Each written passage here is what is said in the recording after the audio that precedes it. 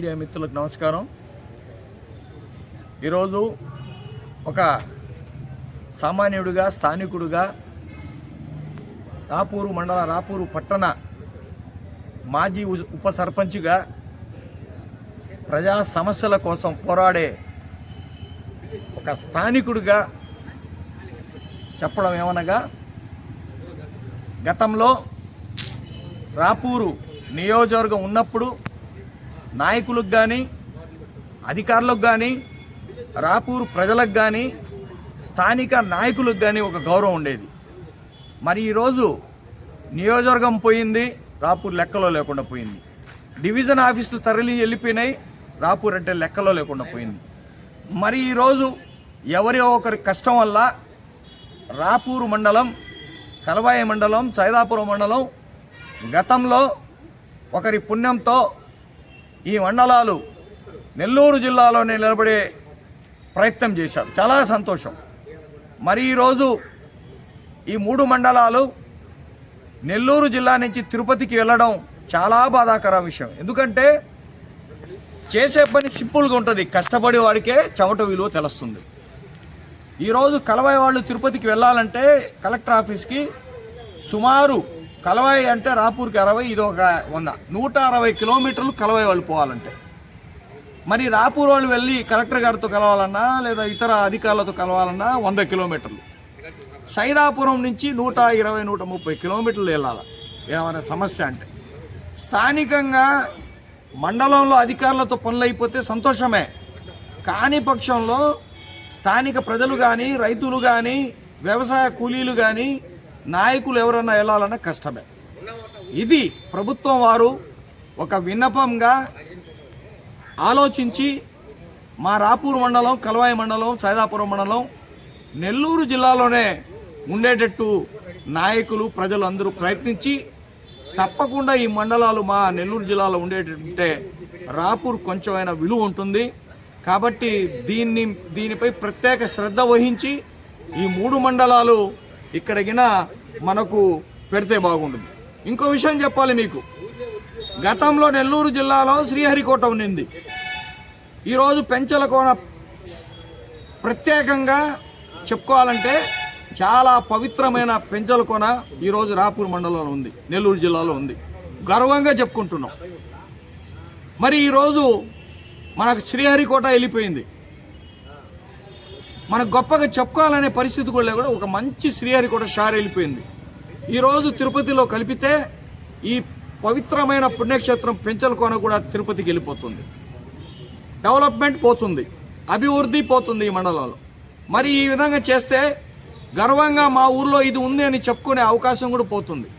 ఎందుకంటే ఇతర రాష్ట్రాల నుంచి, ఇతర జిల్లాల నుంచి, రాయలసీమ నుంచి పవిత్ర పుణ్యక్షేత్రం పెంచలకోనకి ఎంతోమంది, వేలాది మందులు వచ్చి దర్శనం చేసుకుంటూ ఆ పెంచలకోన పుణ్యక్షేత్ర అభివృద్ధి చేసుకునే కార్యక్రమాలు కూడా ఎన్నో జరుగుతున్నాయి. ఎందుకంటే ఆ వచ్చే ఆదాయంతో. మరి ఈ ఆదాయం కూడా కోల్పోతే ఈ మండలం ఒక గ్రామం ఏమైపోతుంది, ఒక విలేజ్ అయిపోతుంది, గుర్తింపు లేకుండా పోతుంది. కాబట్టి డెవలప్మెంట్కి కూడా చాలా ఇబ్బందికరం అవుతుంది. కాబట్టి మీరు గమనించి దీన్ని మళ్ళీ కలవాయి, రాపూర్, సైదాపురం మా నెల్లూరు జిల్లాలోనే ఉండేటట్టుగా అధికారులను, నాయకులను కోరుతూ. నా పేరు సయ్యద్, రాపూర్ మండలం కోఆప్షన్ పనిచేస్తున్నాను. మాకు మొన్న జరిగిన జిల్లాల పునర్విభజనలో మా రాపూర్ మండలం, కలవాయి మండలం, సైదాపురం మండలం గూడూరు డివిజన్లో కలుపుతామని, అలాగే జిల్లా పరంగా తిరుపతిలో కలుపుతామని స్టేట్మెంట్ వచ్చింది. కానీ ఇది చాలా బాధాకరమైన విషయం. మాకు కలవాయి, రాపూర్, సైదాపురం 100 కిలోమీటర్ల లోపలే నెల్లూరు జిల్లా కేంద్రం ఉంది. అలాగే తిరుపతి గానైతే 100 నుంచి 150 కిలోమీటర్ల దూరం అవుద్ది. ఈ దూర భారం ఒక రైతు పని మీద పోతే, లేదా సామాన్య మానవుడు ఏదైనా పని మీద పోతే సుమారు 1000 రూపాయలు ఖర్చు అవుద్ది. ఆ రోజు పని కాకపోతే మళ్ళీ తిరుపతి వెంటనే రావాలా, ఆడ ఉండేదని కూడా కుదరదు. అలా చాలా ఖర్చుతో, శ్రమతో కూడుకున్న పని. అలాగే మనకు కండ్లేరు డ్యామ్ ఉంది. రేపు తిరుపతి జిల్లా, నెల్లూరు జిల్లాలో విభజించబడుతుంది. కండ్లేరు డ్యామ్ అనేది ఒకే మండలంలో, ఒకే జిల్లాలో ఉండదు. అది రేపు 2 జిల్లాల్లో గొడవలు స్టార్ట్ అవుతాయి. ఇట్లాంటి భౌగోళికంగా కూడా కొన్ని చాలా సమస్యలు, తీవ్రమైన సమస్యలు వస్తాయి ఈ రాబోయే ముందు తరాలకు. అలాగే నెల్లూరు జిల్లా అనేది మాకు చాలా సౌకర్యవంతమైన జిల్లా. మాకు దానివల్ల దయచేసి నెల్లూరు జిల్లాలో రాపూర్ మండలం, కలవై మండలం, సైదాపురం మండలం కొనసాగే విధంగా తప్పకుండా కృషి చేయాలని కోరుకుంటున్నాను. విభజన అనేది ప్రజల సౌకర్యార్థం ఉండాలి. ఈ ఏడుండే మండలాన్ని ఎత్తపోయి ఆడుండే మండలాన్ని ఏడా తీసుకొచ్చేయడం కరెక్ట్ కాదు. 2022లో తిరుపతి జిల్లాలో వేసింది ఇదే కలువాయి, రాపూరు, సైదాపురం మండలాన్ని నిరాహార దీక్షకు కూర్చొని 3 రోజులు అప్పుడుండే ఎమ్మెల్యేలని, మంత్రుల్ని పట్టుకొని మళ్ళీ నెల్లూరు జిల్లాలో వేయించుకొని ఏదో వాళ్ళు అటు బతుకుతూ ఉంటే ఇప్పుడు మళ్ళీ తీసుకుపోయి తిరుపతిలో వేయడం ఎంత కరెక్టు? 50-55 కిలోమీటర్లో ఉండే నెల్లూరు ఏంది, 100 కిలోమీటర్లు ఉండే తిరుపతిలో వేయడం ఏంది? ప్రజలు సౌకర్యంగా, సౌలభ్యంగా ఉండేదానికి ఉండాలా. నెక్స్ట్ వచ్చి క్యాబినెట్లో అయినా సక్రమైన నిర్ణయం తీసుకొని మా 3 మండలాలు కలువాయి, రాపూరు, సైదాపురంని నెల్లూరులో కొనసాగిస్తారని ఆశిస్తున్నాం. అదిగా ఎంఆర్పి జిల్లా అధికార ప్రతినిధిని ఈ 2-3 రోజుల నుంచి పత్రికల మీడియా ద్వారా కూడా రాపూరు మండలాన్ని తిరిగి తిరుపతి జిల్లాలోనే విలీనం చేస్తున్నట్టు ప్రకటనలు చూసాం. ఈ ప్రకటనతో రాపూరు మండల ప్రజలందరూ కూడా తీవ్ర ఆవేదనతో ఉన్నారు. ఎందుకంటే గతంలో వైఎస్ఆర్సీపీ ప్రభుత్వం పునర్వ్యవస్థీకరణ, పరిపాలన సౌలభ్యం అనే పేరు మీద పార్లమెంటు పరిధిలో జిల్లాలుగా ప్రకటించింది. ఆ ప్రకటించినప్పుడు సర్వేపల్లి కూడా తిరుపతి జిల్లా పరిధిలోకి రావాలి. గౌరవ మాజీ మంత్రివర్యులు కాకాని గోవర్ధన్ రెడ్డి గారు ముఖ్యమంత్రి గారితో మాట్లాడుకొని ఆయన తిరిగి నెల్లూరులోనే విలీనం చేశారు.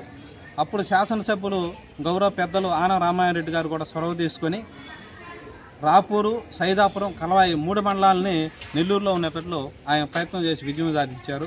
కానీ ఇప్పుడు పాత విధానాన్ని అనుసరించి రాష్ట్ర ప్రభుత్వం ముందుకు వెళ్ళడాన్ని ప్రజలు తీవ్రస్థాయిలో వ్యతిరేకిస్తున్నారు. ఎందుకంటే గత ప్రభుత్వం ప్రజా వ్యతిరేక విధానాల్లో జిల్లాల పునర్వ్యవస్థీకరణ కూడా ఒకటి. అందువల్లే గత ప్రభుత్వం 175కు 175 సీట్లు గెలుస్తామని ధీమాతో ఉన్న ప్రభుత్వం 11 సీట్లకే పరిమితం అయిపోయింది. గౌరవ శాసనసభ్యులు కులుగొన రామకృష్ణ గారు 2 సార్లు ఎంగడగి నియోజకవర్గంలో విజయం సాధించారు గతంలో.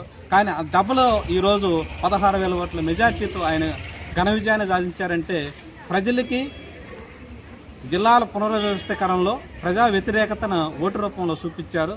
కాబట్టి ఇప్పుడు ప్రస్తుత శాసనసభ్యులు గౌరవనీయులు కులుగొన రామకృష్ణ గారు కూడా జోక్యం చేసుకొని రాపూరు మండలాన్ని నెల్లూరు జిల్లాలను కొనసాగించాలని ఆయనకు మేము అప్పీల్ చేస్తున్నాం, విజ్ఞప్తి చేస్తున్నాం. ఎందుకంటే గత ప్రభుత్వ విధానాలను ఇప్పుడు అనుసరించడం సరైనది కాదు. గత ప్రభుత్వ విధానాన్ని వైఎస్ఆర్సీపీ నాయకులు స్వాగతిస్తున్నట్టు కూడా నేను కొన్ని ప్రకటనలో చూశాను. అయితే గత పార్లమెంటు పరిధిలో జిల్లాల పరిధికి వస్తే సర్వేపల్లి కూడా తిరుపతి జిల్లాలోనే ఉండాల్సి వస్తుంది. కాబట్టి ఇవన్నీ కూడా వాళ్ళు ఆలోచన చేయాలి. ప్రజలకు అనుకూలమైన విధానాన్ని, ప్రజాభిప్రాయాన్ని తీసుకొని జిల్లాల పునర్వ్యవస్థీకరణ చేయాలని మేము రాష్ట్ర ప్రభుత్వాన్ని విజ్ఞప్తి చేస్తున్నాం, అప్పీల్ చేస్తున్నాం. జై భీమ్, జై